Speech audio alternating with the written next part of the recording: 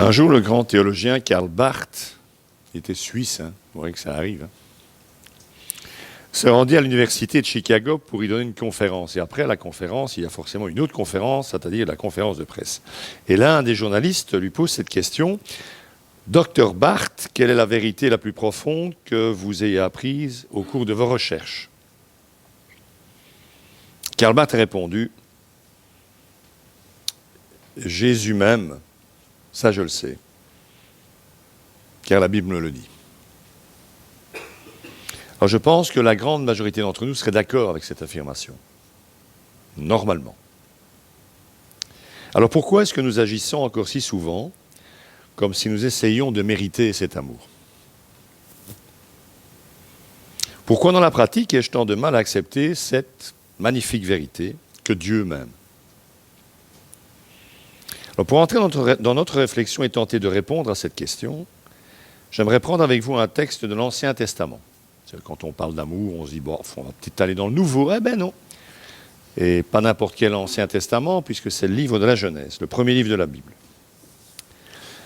Abraham se leva de bon matin, il prit du pain et une outre d'eau qu'il donna à Agar et il la plaça sur son épaule. Il lui remet aussi l'enfant, donc Ismaël, et la renvoya. Elle s'en alla et se perdit dans le désert de Beersheba. Quand l'eau de l'outre fut épuisée, elle laissa l'enfant sous un des arbrisseaux et alla s'asseoir vis-à-vis, à la distance d'une portée d'arc, car elle se disait « Je ne veux pas voir mourir mon enfant ». Elle s'assit donc vis-à-vis de lui et se mit à pleurer tout haut. Dieu entendit les cris de l'enfant. L'ange de Dieu appela Agar depuis le ciel et lui dit « Qu'as-tu, Agar ? N'aie pas peur, car Dieu a entendu les cris de l'enfant là où il se trouve. Lève-toi, relève l'enfant et tiens-le par la main, car je ferai de lui une grande nation. » Accessoirement, Israël est l'ancêtre du peuple arabe, si vous ne savez pas. Dieu lui ouvrit les yeux et elle vit un puits. Elle alla remplir l'outre d'eau et donna à boire à l'enfant. Agar est chassée, elle a eu un enfant avec Abraham, Ismaël, mais ce n'est pas l'héritier de la promesse, donc Abraham chasse et la mère et l'enfant dans le désert. Dieu lui ouvrit les yeux et elle vit un puits. Peut-être préciser d'emblée que Dieu n'a pas inventé ce puits à ce moment-là. Il existait déjà. Il est là, ce puits. Elle a soif, elle est dans le désert, elle panique pour elle et pour son enfant. Tout ça est bien normal, mais le puits est là. La réponse à ses besoins fondamentaux est là et elle ne le voit pas. La solution à son problème, à son trouble se trouve devant elle et elle ne le voit pas. Elle est enfermée dans sa situation. Elle n'a qu'elle-même comme horizon, sa propre pensée, ses propres émotions, oserais-je dire, ses propres ténèbres. Alors on peut comprendre, qu'elle soit perturbée. Elle se croyait à l'abri, sécurisée par sa nouvelle position sociale. Elle était esclave, mais comme elle donnait un fils au patron du groupe, elle dit, voilà, socialement je me suis élevé. Elle était celle qui avait donné un fils, un héritier à son maître, Abraham. Elle, l'esclave, la moins que rien, était devenue quelqu'un. Et en une fraction de seconde, tous ses plans, tout ce qu'elle avait construit dans sa tête, un avenir radieux pour elle et son fils, tout, absolument tout s'effondre. Elle était au sommet, et là, elle n'est plus rien. Et remarquez, ce n'est pas un détail, que ce n'est pas une parole d'Abraham. Ce n'est pas sur une parole d'Abraham que tout s'effondre. C'est pire que ça. C'est au travers d'un geste, un bout de pain et une outre d'eau, que la catastrophe est annoncée à Agar. Autrement dit, malgré toutes tes espérances, voilà tout ce que toi et ton fils recevrez de moi. Un peu de pain et une outre d'eau. Ce que n'importe qui Hospitalité oblige, à l'époque, aurait donné un parfait inconnu. Fini les rêves de grandeur, bienvenue dans la dure réalité. Celle qui se voyait tout avoir se retrouve donc avec ce qu'il y a de plus fondamental, de plus primaire, un peu d'eau et un morceau de pain. On peut donc comprendre que rien n'existe plus que cette terrible douleur, cette incompréhension. Dieu semblait avoir donné et maintenant, il reprend. Mais avait-il seulement donné à la base ? En tout cas, au travers d'un peu de sa lumière, nous dit le texte, Dieu va lui ouvrir les yeux. Celui-ci va montrer à Agar qu'elle peut repartir, qu'elle n'est pas seule. Vous savez, un puits dans le désert, c'est bien plus précieux que tous les bijoux et les honneurs du monde. Un puits, ça peut être la manifestation de la grâce de Dieu. Et surtout la promesse d'un avenir plus beau encore que celui que nous nous étions construits. Agar se voyait déjà en haut de l'affiche, comme le disait la célèbre chanson. Mais à ce moment précis, éviter la mort est le plus grand gage d'avenir qu'elle puisse recevoir de Dieu. Lorsque le docteur Bob Smith, que vous ne connaissez certainement pas, et Bill Wilson, les fondateurs des Alcooliques Anonymes, commencèrent à concevoir leur programme, ils rendirent visite à un certain Billy D, un avocat renommé. Et celui-ci avait laissé tomber en l'espace de 6 mois 6 programmes de désintoxication. Attaché à son lit pour avoir agressé 2 infirmières, Bill n'eut pas d'autre choix que d'écouter ses visiteurs lui parler de leur propre expérience avec l'alcool et la manière dont Dieu, cette puissance d'en haut, qui constituerait plus tard le centre du programme des AA, leur avait donné l'espoir et la force d'en sortir. Dès qu'ils citèrent le nom de Dieu, Bill secoua tristement la tête. Non, c'est trop tard pour moi, je crois toujours en Dieu, pas de problème, mais je sais avec certitude qu'il ne croit plus en moi. Je pense que ce fameux Billy D a exprimé ce jour-là ce que nous ressentons aussi parfois, si pas souvent. Conscient de notre inadéquation, accablé par nos échecs répétés, un espoir perdu, un sentiment d'indignité, nous dressons autour de nous une coquille qui nous rend pratiquement imperméables à la grâce. Tels des enfants adoptés, choisissant de retourner encore et encore vers les familles qui les ont maltraités, nous tournons obstinément le dos à la grâce de Dieu. Je sais par exemple, à titre personnel, que l'image que j'ai de moi dépend surtout du genre de message que j'ai reçu d'autres personnes. Et les questions qui tournent en moi, même si je n'en suis pas toujours conscient, sont toujours les mêmes. Est-ce qu'on m'aime ? Est-ce qu'on m'apprécie ? Et je ne crois pas m'avancer trop en disant que vous avez les mêmes questionnements inconscients en vous, ou conscients d'ailleurs. Nous fonctionnons tous comme ça. Et dès lors, nous attendons de nos amis, de notre famille, la réponse à ces questions. Nous avons besoin d'être en permanence sécurisés par rapport à ça. Parfois pourtant, et bien trop rarement sans doute, nous ressentons la vérité de la grâce. Par moments, quand nous prenons le temps d'étudier les paraboles enseignées par Jésus, quand nous nous mettons à leur écoute, nous prenons enfin conscience qu'elles parlent de nous. Nous sommes la brebis que va rechercher le bon berger en délaissant le reste de son troupeau. Nous sommes le fils prodigue que le Père attend en scrutant l'horizon. Nous sommes aussi ce serviteur dont la dette immense a été remise. Parfois, je prends conscience que je suis le bien-aimé de Dieu.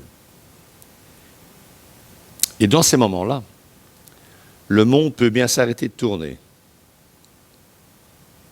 car mon cœur est rentré à la maison. Il est là où il doit être, bien au chaud, près de celui de notre Père. Lors d'un séminaire, Brennan Manning, un auteur américain, fit référence à l'apôtre Jean, l'un des 12 disciples de Jésus qui est identifié dans l'Évangile comme celui que Jésus aimait. Alors ça ne signifie pas que Jésus n'aimait pas les autres, mais que Jean, lui, savait qu'il était aimé de Jésus. Et voilà ce que Manning ajoute. Si on avait demandé à Jean, quelle est votre identité première dans la vie? Il n'aurait pas répondu, je suis un disciple, un apôtre, un pasteur, l'auteur d'un des 4 évangiles et de plusieurs lettres du Nouveau Testament. Il n'aurait pas répondu ça. Il aurait répondu, je suis celui que Jésus aime. Tentez d'imaginer un instant ce que cela signifierait si nous aussi, nous parvenions à ce point exact où nous verrions notre identité première comme étant celui ou seul que le Christ, celui ou celle, que le Christ aime. Celui que le Père aime. Quelle image aurais-je de moi à la fin de la journée, si toute cette journée-là, je la vivais en sachant que Dieu m'aime? Les sociologues ont une théorie sur le sujet. De temps en temps, ça vaut la peine de lire les sociologues. Ils appellent cela la théorie de l'être miroir. Cette théorie dit en substance que vous devenez ce que la personne la plus importante de votre vie, votre mère, votre père, votre mari, votre femme, votre patron peut-être, pense de vous. Je crois que les sociologues ont raison. Je remarque ça quasi au quotidien lorsque j'accompagne quelqu'un au niveau pastoral. Donc posons-nous la question, de quelle manière ma vie changerait-elle si, et j'insiste, si je croyais vraiment aux paroles incroyables, c'est bien là le problème, que dit la Bible au sujet de l'amour que Dieu a pour moi. Si je regardais, si j'apprenais à regarder au travers de la grâce, et je voyais ce que Dieu voit quand il me regarde. On raconte une très belle anecdote d'un prêtre irlandais qui un jour a fait le tour de sa petite paroisse rurale. Et au détour d'un chemin, il voit un vieux paysan agenouillé sur le bord de la route en train de prier. Le prêtre s'approche de l'homme et lui dit « Vous devez être très proche de Dieu. » Le vieil homme a réfléchi, il a souri et il a répondu au prêtre « Oui, il a beaucoup d'affection pour moi. » Ce n'est pas un théologien. Hein?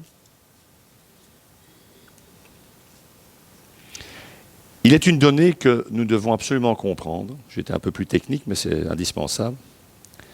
Il est une donnée que nous devons absolument comprendre si nous voulons vivre de l'amour de Dieu, dans la certitude qu'il nous aime, quoi que nous fassions, le bien ou le mal d'ailleurs, hein, surtout. C'est que Dieu existe hors du temps. Vous me direz, bon, ça, sans douter un petit peu.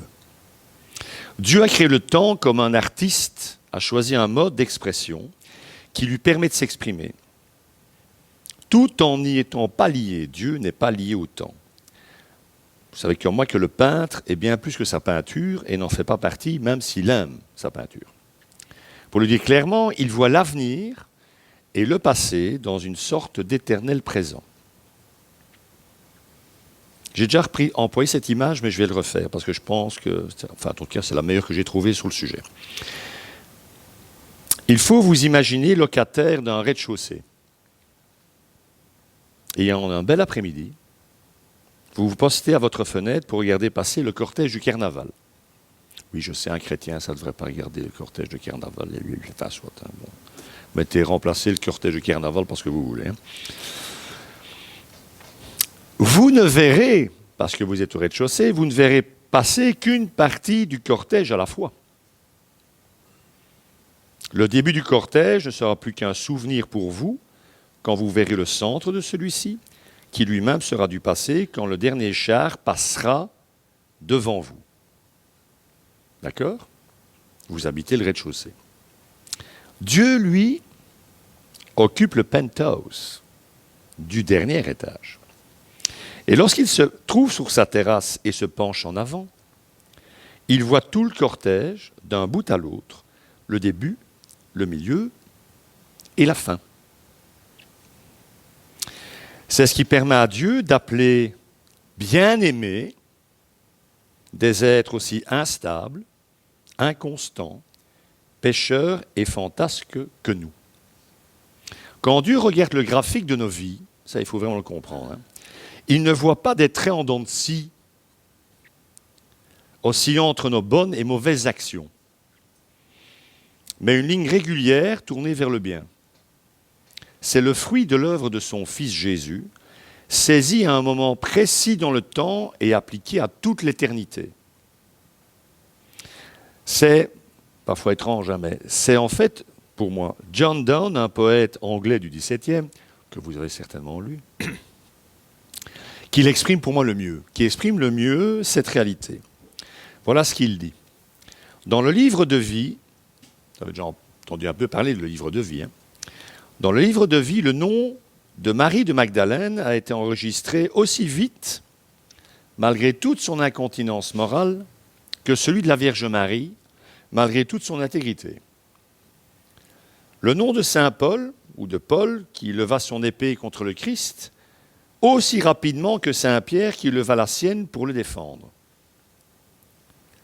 Car le livre de vie ne fut jamais écrit à la suite, mot après mot, ligne après ligne, mais livré comme un imprimé d'une seule pièce. Je crois que nous avons tous une chose en commun. Nous avons vraiment du mal à nous débarrasser de ce Dieu calculateur, soupesant toutes nos actions dans une balance, et nous trouvant dès lors toujours un défaut, toujours quelque chose à nous reprocher. Ce Dieu-là, faites-moi plaisir, jetez-le par la fenêtre, quoi. Parce que ce n'est pas le Dieu de la Bible.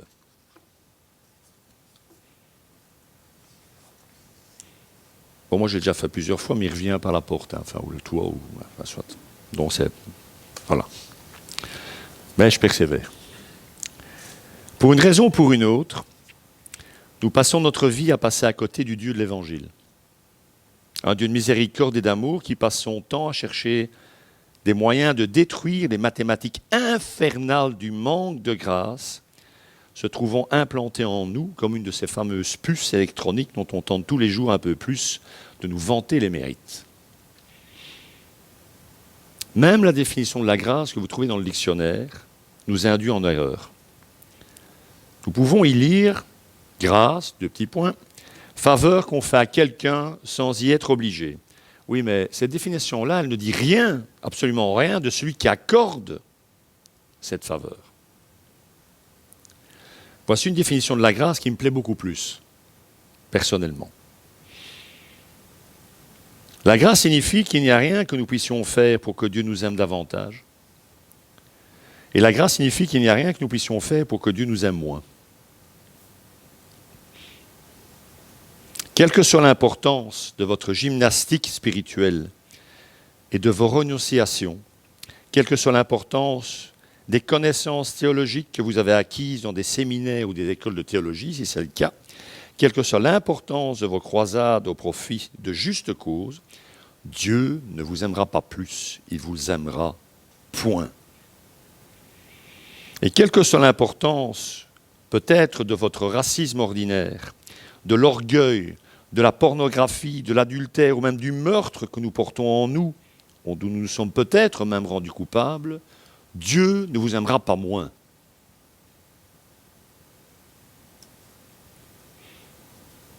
La grâce signifie que Dieu nous aime autant qu'un Dieu infini et parfait peut le faire. Alors, il y a un remède très simple, en fait, hein, pour les gens qui doutent de l'amour de Dieu et de sa grâce.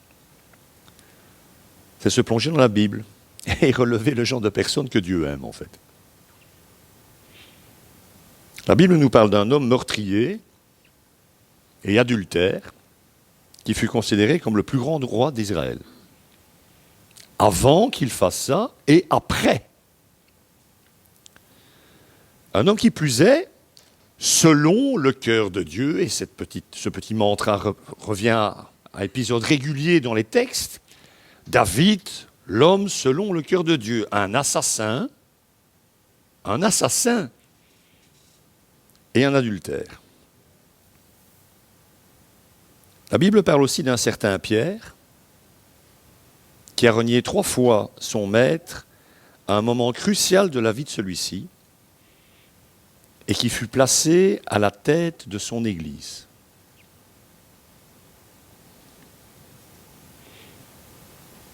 La Bible nous parle aussi d'un assassin, persécuteur et tortionnaire des chrétiens, qui fut recruté par Dieu comme missionnaire, un certain Paul.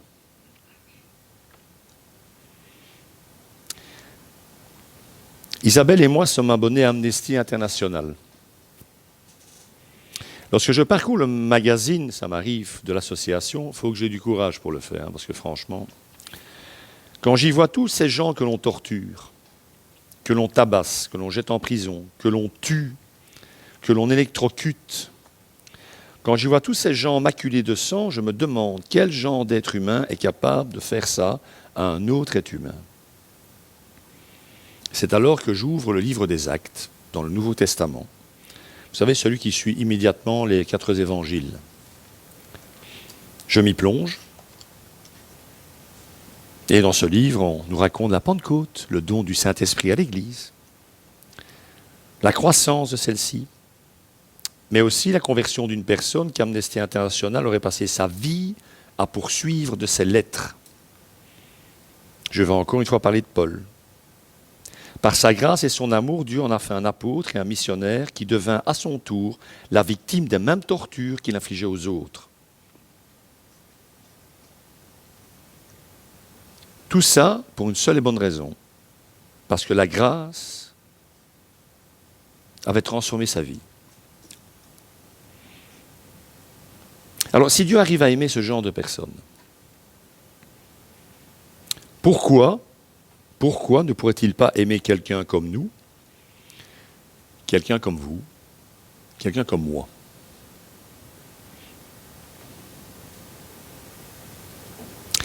En 1996, le championnat d'Europe de football se déroula en Angleterre.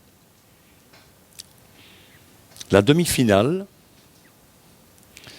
vit s'affronter les équipes d'Allemagne et d'Angleterre, tout comme en demi-finale de la Coupe du Monde 1990. Au terme des 90 minutes de jeu et des prolongations, le score était toujours d'un but partout.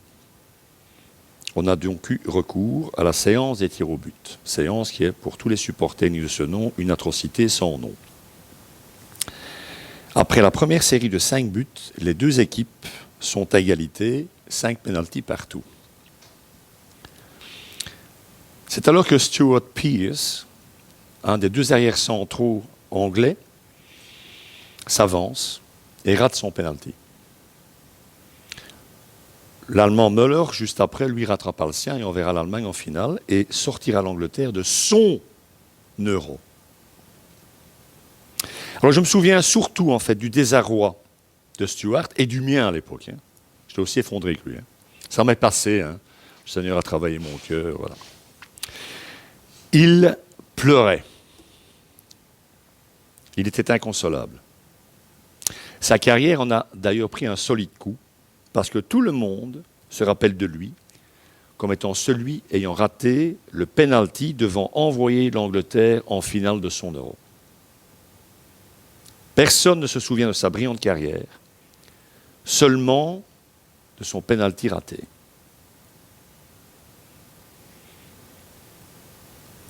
Mes amis, le monde est dirigé par le manque de grâce. Tout dépend de ce que je fais, ou pas. Mais il vaut vraiment mieux pour moi que je ne rate pas mon penalty. Il faut sortir de ça. Parce que le royaume du Christ nous appelle à prendre une toute autre direction. Une direction qui ne dépend pas de notre performance,